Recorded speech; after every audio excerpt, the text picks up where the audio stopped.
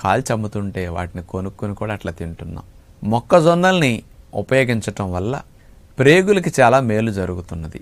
మొట్టమొదటి ప్రయోజనం, మొక్కజొన్నల్లో ఉండే ఇన్సాల్యుబుల్ ఫైబర్ అనేది ప్రేగుల్లో ఉండే హెల్ప్ఫుల్ బ్యాక్టీరియా, గుడ్ బ్యాక్టీరియా పెరగటానికి మంచి ఆహారంగా బాగా ఉపయోగపడుతున్నదని, ప్రేగుల్లో మూమెంట్స్ పెరగటానికి, ప్రేగులు క్లీన్ చేసుకోవటానికి, ప్రేగుల్లో వేస్ట్ డిపాజిట్స్ లేకుండా ప్రేగుల్ని కాస్త రక్షించటానికి కార్న్, మొక్కజొన్న కండెలు బాగా ఉపయోగపడుతున్నాయని నిరూపించడం జరిగింది.